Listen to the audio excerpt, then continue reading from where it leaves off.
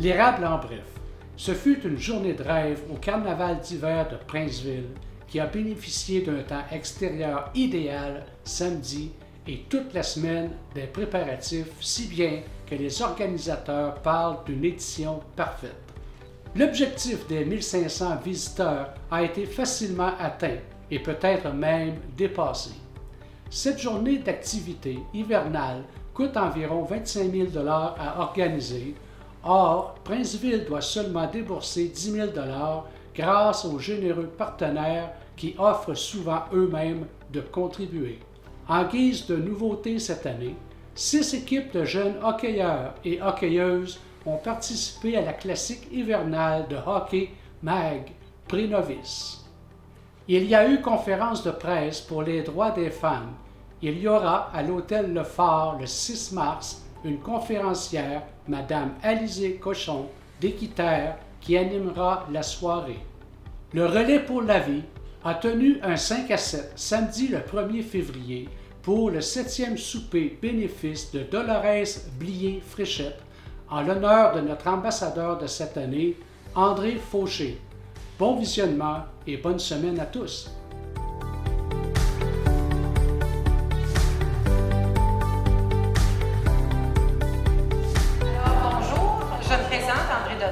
Membre du secteur Femmes de l'Érable. Je tiens d'abord à vous remercier pour votre présence à notre conférence de presse pour la Journée internationale des droits des femmes.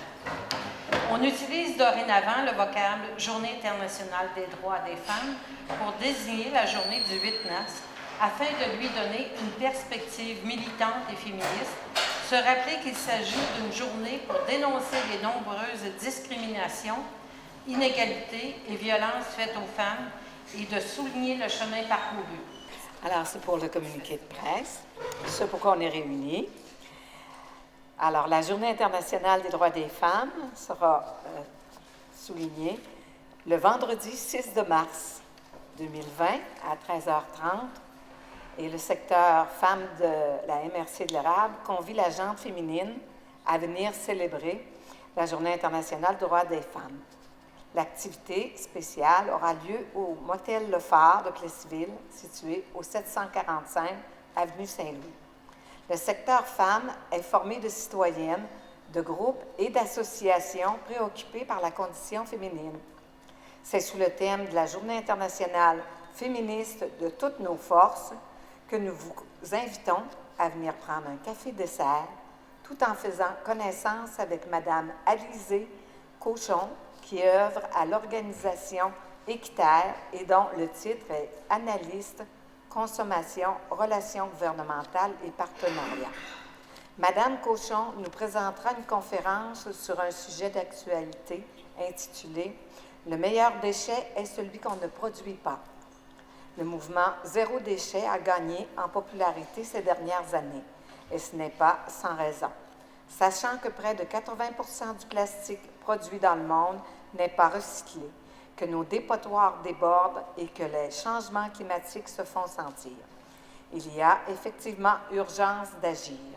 Bien que le tri des matières résiduelles soit crucial, le plus important demeure de réduire à la source la production de déchets, car le meilleur déchet est celui qu'on ne produit pas. Cette conférence axée sur des solutions concrètes permettra de limiter les déchets et leur empreinte écologique. Ce n'est pas parce que vous ne pouvez pas tout faire qu'il ne faut rien faire. On change le monde un geste à la fois. Cette année est aussi le lancement de la Marche mondiale des femmes qui célèbre son 20e anniversaire. Pour vous donner un avant-goût, voici les grandes thématiques retenues. La lutte à la pauvreté des femmes et des familles, la lutte aux violences faites aux femmes, la destruction de l'environnement, incluant les changements climatiques et ses conséquences sur le quotidien des femmes et leurs conditions de vie, la solidarité et le soutien envers les femmes et les familles migrantes et immigrantes. Il y a aussi une 5e revendication sur les femmes autochtones définies et choisies par elles. Pour notre activité du 6 mars prochain au Motel Le Phare, Les billets sont en vente au coût de 12 aux endroits suivants. Le Centre d'action bénévole de l'Érable au 1966 rue Saint-Calix à Plessisville. La Tabagie Bélanger au 1718 Saint-Calix, Plessisville. Nous espérons, mesdames, que vous serez présentes en grand nombre comme à chaque année. N'hésitez pas à inviter vos filles, vos petites filles, vos sœurs, vos amis, etc., etc., etc. Cette année, nous aurons le plaisir et l'honneur d'accueillir une conférencière de l'organisation Équiterre dont la réputation n'est plus à faire. Son sujet rejoint toute la population. Et il en va de notre avenir et de celui de nos générations futures.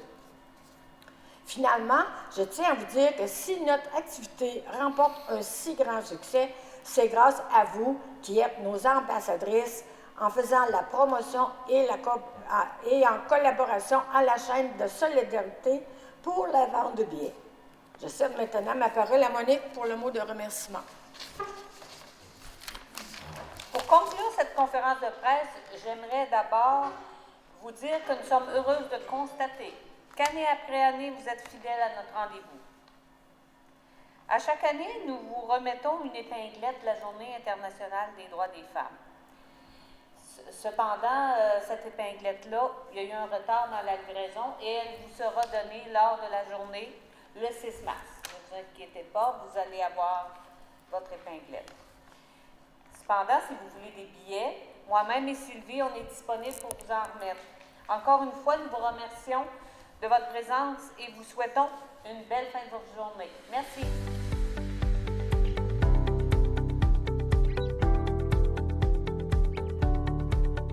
Bon, alors, est-ce que je laisse la place à André en premier? C'est vous? Oui, votre nom c'est? Félix, Félix, vous êtes qui par rapport à André? son fils. Parfait.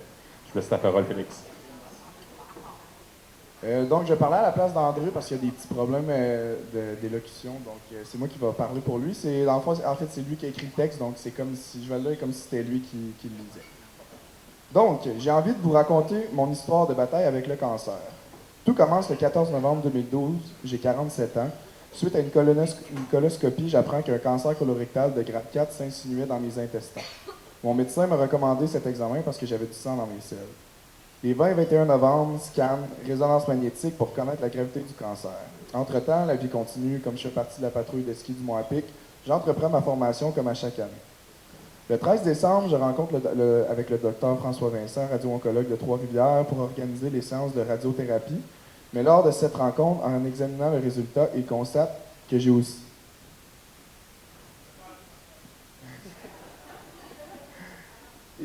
que j'ai aussi 8 métastases au foie.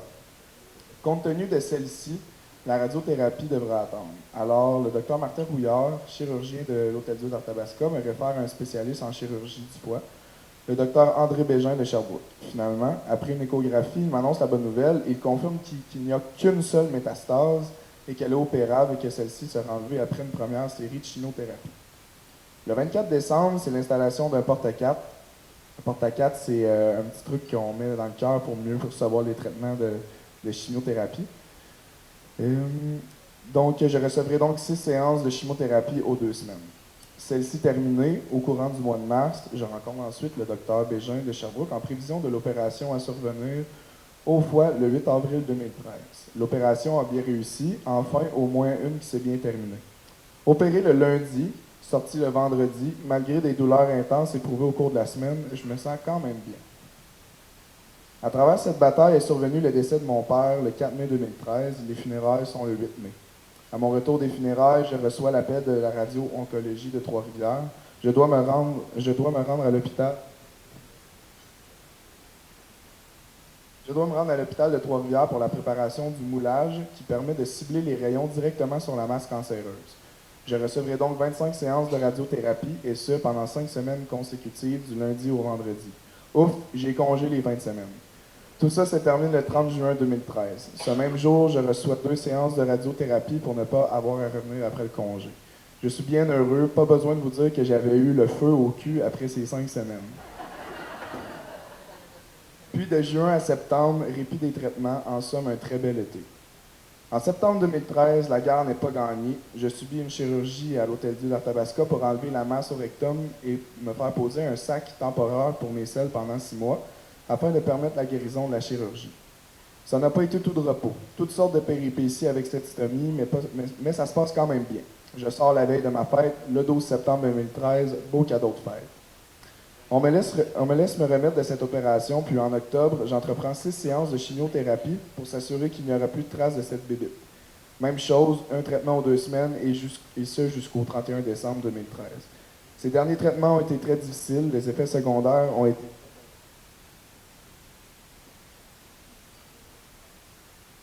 Les derniers traitements ont été très intenses, contrairement au premier traitement reçu en 2012. Les pharmaciens ont travaillé fort pour trouver la bonne médication qui m'aiderait à passer à travers. Une veille de jour de l'an que je n'oublierai pas, j'étais tellement médicamenté que je planais littéralement. Ma conjointe et mon fils ont bien ri de me voir planer. C'était la fin des traitements, on pouvait bien en rire. En somme, l'année 2013 a été une grosse année et une année à oublier. De janvier à septembre 2014, un temps de rétablissement fut bénéfique, un été où j'ai fait 3500 km de vélo. J'étais en forme pour reprendre le travail en septembre. La bataille était gagnée, que je me disais. Comme j'ai eu un suivi régulier aux 6 mois, je passe régulièrement des scans puis des résonances magnétiques. En juillet 2015, avant de repartir en vacances, je reçois un appel de mon médecin Guito me disant que j'ai une métastase au lobe du poumon gauche supérieur. Après une rencontre avec un chirurgien de Trois-Rivières, spécialiste dans ce type de chirurgie, il m'informe qu'il est possible qu'il enlève le lobe au complet plutôt que seulement la lésion. Il prendra la décision lors de l'opération, tout dépendamment de l'ampleur avec la métastase. Le 1er septembre, on m'enlève donc le lobe au complet. Je passe 10 jours à l'hôpital. À travers ces difficultés, la vie continue. Nous avions entrepris des travaux de rénovation de cuisine. En gros, mon père est parti à l'hôpital, on commençait les rénovations, puis nous autres, on était dans une grosse réno chez nous, ma mère et moi. Puis quand il est revenu 10 jours plus tard, toute la cuisine était finie. Fait que... ouais. Tout ce branle-bas se passe lors de mon hospitalisation. Comme ma conjointe disait, c'est comme dans l'émission Décore ta vie. T'es parti te faire opérer, il n'y a plus rien dans la cuisine, tu reviens, tout est fait. C'est un beau cadeau.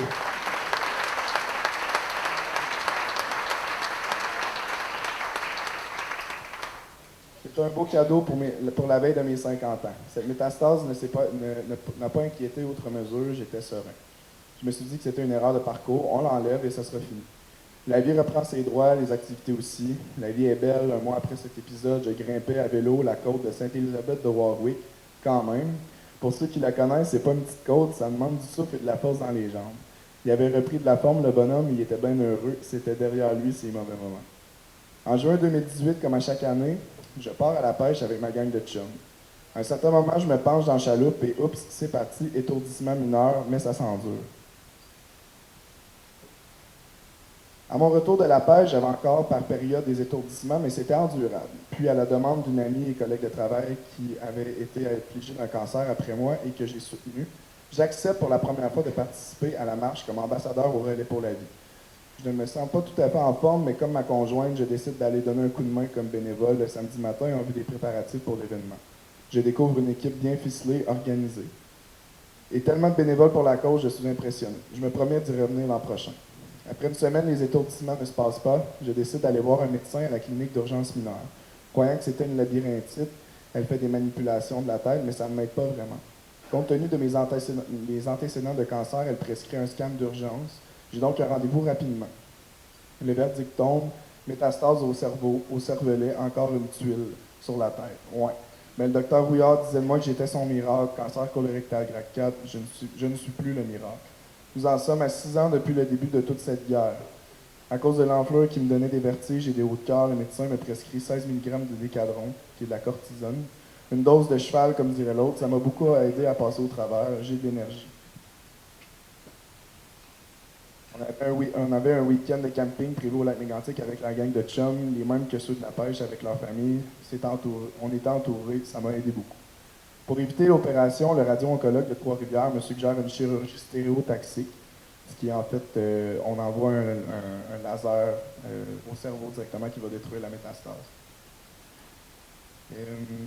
Chirurgie qui consiste en un traitement de radiothérapie intense d'une demi-heure, très ciblé avec un masque. Sinon, c'est l'opération de façon chirurgicale et ça, on ne veut pas ça. Entre-temps, on continue de faire du vélo camping avec de bons amis à Gatineau. Et là, je commence à sentir la fatigue, car 16 mg de cortisone, c'est beaucoup. Je baisse graduellement ma posologie d'une semaine à l'autre. Début de septembre, ma prise de Décathlon a baissé considérablement. Je suis rendu à prendre 0,75 mg au lieu de 16, mais ça ne se passe pas très bien. La fatigue est plus intense, de même que les étourdissements. Je suis chez mon beau-frère pour le week-end. Je reviens en catastrophe à Plessisville et vraiment, ça ne va pas du tout. Je contacte mon médecin de Trois-Rivières qui me prescrit en urgence une IRM. La métastase a plus ou moins resté de la même grosseur. Il augmente la dose de Décadron. En décembre, mon état se dégrade de plus en plus, puis je revois le radio-oncologue de Trois-Rivières à sa demande. Je rencontre le neurochirurgien qui me suggère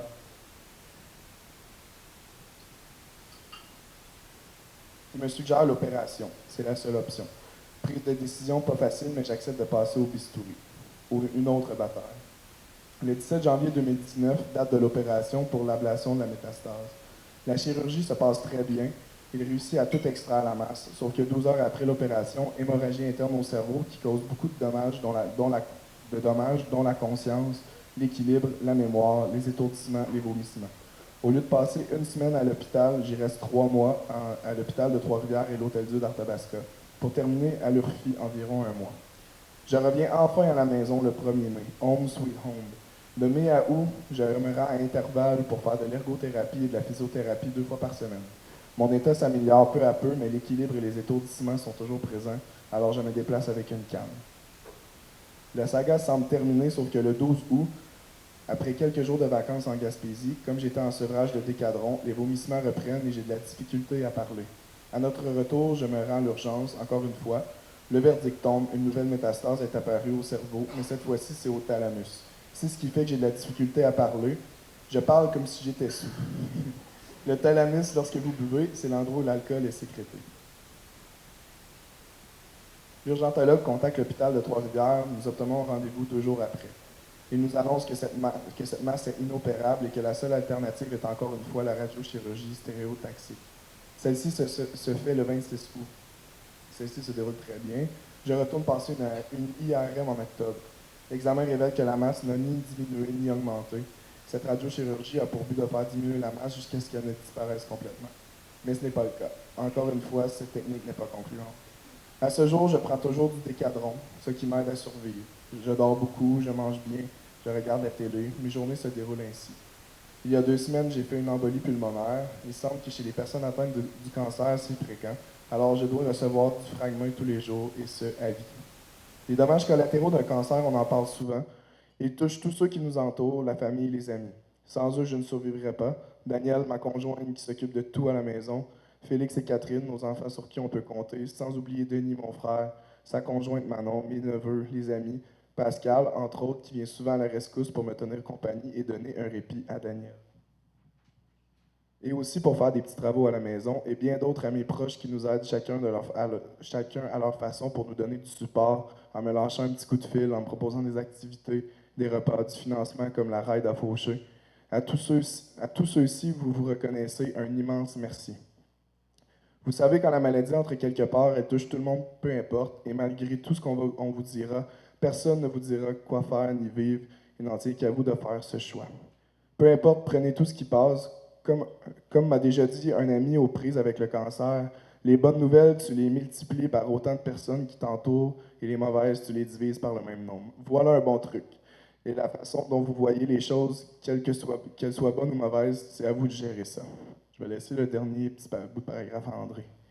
Vous allez comprendre pourquoi que c'est Félix qui a lu. Là. Dans la vie, on a 2 choix, celui de subir ou celui d'agir. Agissons donc car on est responsable de ce qui nous est imparti. Prochainement, je vous souhaite donc une bonne soirée et profitez de la vie. Un remerciement à l'équipe du Relais pour la vie, mais aussi particulièrement à toi, Serge et Colette, pour qui sont d'un sport incroyable. Merci beaucoup à tout le monde qui est là.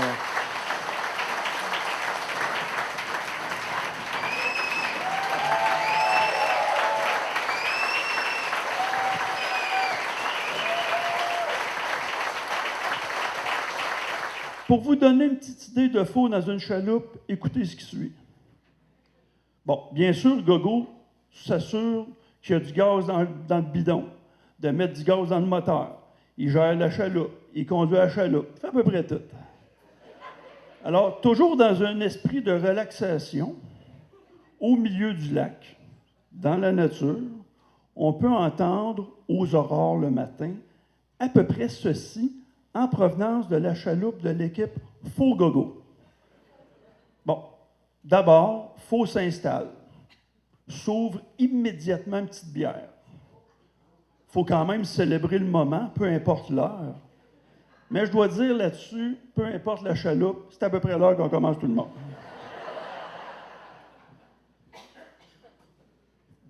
Faux regarde son stock de pêche. N'y touche pas encore. Des yeux, il cherche sa ligne à pêche. Ah, la voilà, bien au chaud dans son étui. Faux sourit à Gogo, je ne sais pas pourquoi. Il demande à Gogo de déplacer la chaloupe de 3-4 pieds, parce que l'année passée, on était plus par ici. Fait Gogo s'exécute sans dire un mot. Alors, Faux prend une petite gorgée de bière. Pout, pout, pout. Il regarde sa ligne à pêche, qui est encore dans son étui. La sort. Je parle ici de sa canne à pêche là, qui sort. C'est important de préciser. Là. Il constate que c'est bien sa ligne à pêche. Il sourit à celle-ci. 20 minutes plus tard, il déclare solennellement « Qu'est-ce qu'on est bien? » Gogo acquiesce, la journée est officiellement lancée. Il prend une petite gorgée de bière. Il constate, un peu surpris, que sa canette est déjà finie. Que le temps passe vite, se dit-il en dedans de lui-même. Il se lève, lâche une pisse. Sa première de la journée. Le soleil se lève et à son tour, mais Faux se rasseoir. Et là s'ensuit un rituel annuel propre à Faux. Il se rouvre une autre bière, la dépose. Il regarde son stock de pêche. Il l'admire. Il prend sa canne à pêche. Il l'admire. Faux, il n'est pas pressé, hein? Il attend, on ne sait pas quoi. Sourire béat au visage, un peu comme là. Et là, horreur, il constate que le fil à pêche est emmêlé. Depuis la dernière fois qu'il avait rangé sa canne l'année passée, il l'avait foutu là-dedans, comme ça dans l'étui. Alors, il gosse son fil à pêche. Gogo entend des murmures du genre « Tabarnak, asti de marde de crise de fil ». Mais Gogo n'est pas sûr exactement ce que dit Faux puisqu'il marmonne. Bon, Faux cherche son petit couteau qu'il avait quand il était dans les 4H pour couper le fil. Tu sais, un petit couteau de marde, là. On s'entend, hein? Alors, il constate qu'il n'y arrivera pas. Ça ne marchera pas. Ça va être long. Gros dossier. Gros dossier. Il prend une petite gorgée de bière, prend un moment de recueillement devant son coffre à pêche, qu'il examine sans l'avoir encore ouvert. Faux ne saute pas ce genre d'étape. C'est un homme de tradition et méticuleux. Il termine une autre canette de bière. Il en cherche une autre dans son hostie de gros pack-sac. Parce qu'il faut savoir que Faux ne voyage pas léger quand il va à la pêche. Tout d'un coup, qu'on ait besoin d'une chaloupe, dans la chaloupe, d'un poêle en fonte, d'un instincteur, d'un vieux playboy, d'un coup qu'on reste 4-5 jours dans le bois. 4 sortes de chasse-moustiques, une carte géographique des escoumins datant de 1979. Je sais pas. Il dit c'est pratique. Alors il taponne, se rentre un hameçon dans le doigt, cherche un plaster, met sur le nez de soleil, enlève sur le nez de soleil, chiale un peu contre l'eau. Asti qui est frette l'eau cette année, hein? Il réussit à démêler son fil. Et là, il réfléchit silencieusement sur la stratégie à adopter. Est-ce que je prends une Toronto Wobbler numéro 2, une bobite, Quelle grosseur de casse-ligne? Une MEPS, une flotte, pas facile. Il demande à Gogo conseil, mais Gogo fait semblant de ne pas l'entendre. Le temps passe, Faux choisit méticuleusement le verre parfait. Parmi les 50 verres de la boîte, il met un verre bien dodu à son hameçon et lui parle un peu pour s'excuser auprès de lui. Il tente finalement le coup. Il lance sa ligne, prend une petite gorgée de bière, enfin, se dit-il. Alors que Faux semble maintenant en contrôle de son environnement, qu'il a enfin mis la main sur la patente à mettre au bout de sa ligne à pêche pour sortir le trophée de la journée, eh bien, c'est à ce moment-là que Gogo démarre le moteur de la chaloupe pour regagner le chalet, puisque la journée est terminée. Il faut rentrer et arranger les poissons. Alors, comme on dit, au moins, il va être réguiné pour le lendemain. Il va être prêt. Alors, mon cher Faux, on se fout un peu de ta gueule ce soir parce qu'on t'aime bien. Tu es un ambassadeur d'honneur hors pair pour Relais pour la vie de la MRC de l'Érable et un ami hors pair également. C'est un immense privilège pour ta gang de chums d'être près de toi, ce soir et pour toujours. Bravo André pour ton implication, bravo aussi à Daniel et Félix, et merci aux organisateurs et aux nombreux bénévoles pour ce bel événement rassembleur. Et allons maintenant prendre une petite gorgée de bière pour souligner ça. Merci à tous, bonne soirée.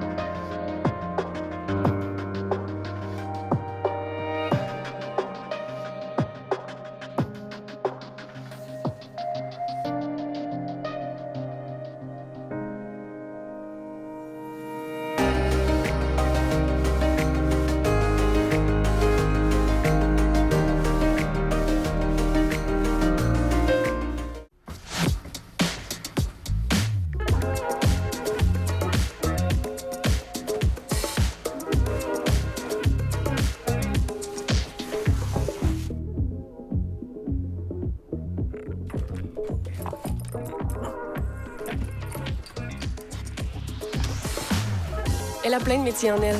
Aidez-la à découvrir tout ce qu'elle peut devenir.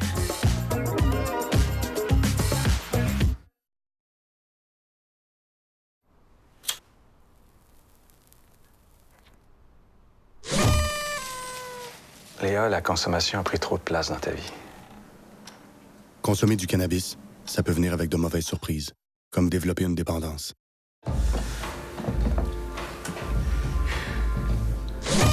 Simon, t'as ingéré trop de cannabis. T'as fait une intoxication.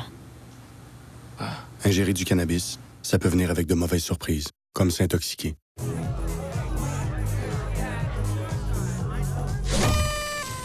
Alex, je pense que tu fais une crise d'anxiété à cause du pot.